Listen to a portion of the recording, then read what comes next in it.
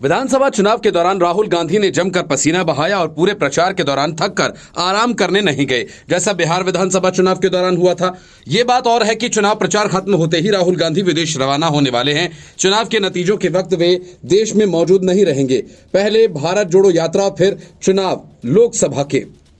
माना जा रहा है कि कांग्रेस राहुल गांधी को ही लोकसभा चुनाव में पीएम फेस के तौर पर प्रोजेक्ट करेगी, लेकिन अचानक सोनिया गांधी ने इसके लिए मल्लिकार्जुन खड़गे का नाम आगे बढ़ा दिया और माना जा रहा है कि विपक्षी गठबंधन को एकजुट बनाए रखने के लिए सोनिया गांधी ने दिल पर पत्थर रखकर यह फैसला किया है। इस फैसले के साथ नीतीश कुमार का हवा महल भी बिखर गया, क्योंकि वे खुद को इस पद का सबसे बड़ा दावेदार मानकर चल रहे थे। ममता बनर्जी ने तो ऐलान ही कर दिया था कि Bengal must lead India.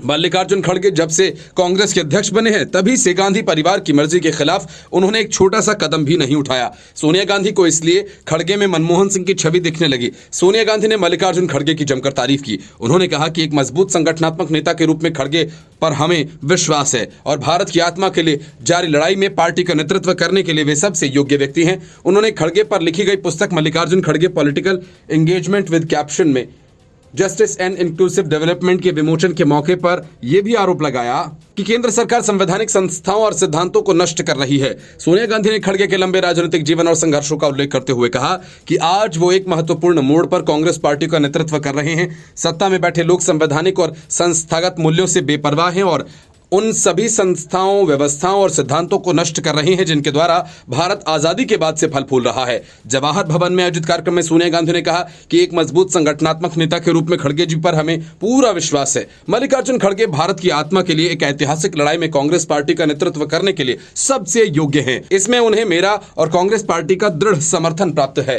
Sonia Gandhi ने कहा कि राजनीति में 50 साल एक लंबी अवधि होती है। खड़गे जी अपने पूरे राजनीतिक जीवन में लगातार ऊंचाइयां छूते रहे हैं। उन्हें एक बार भी अपनी विचारधारा से समझौता करते नहीं देखा गया।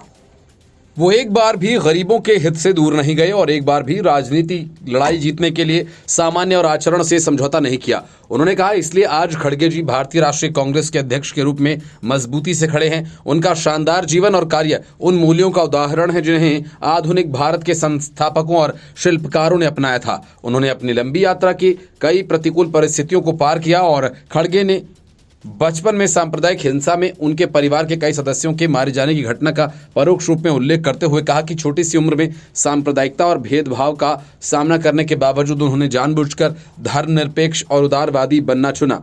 गरीबी और भेदभाव का सामना करते हुए उन्होंने साहसपूर्वक और प्राणियों के प्रति करुणा को अपनाया। पुस्तक विमोचन कार्यक्रम में खड़गे, सोनिया गांधी, प्रियंका गांधी समेत कई अन्य वरिष्ठ नेताओं के अलावा मार्क्सवादी कम्युनिस्ट पार्टी के महासचिव सीताराम येचुरी, राष्ट्रीय जनता दल के सांसद मनोज झा और कई नेता मौजूद रहे। The Report, News of India.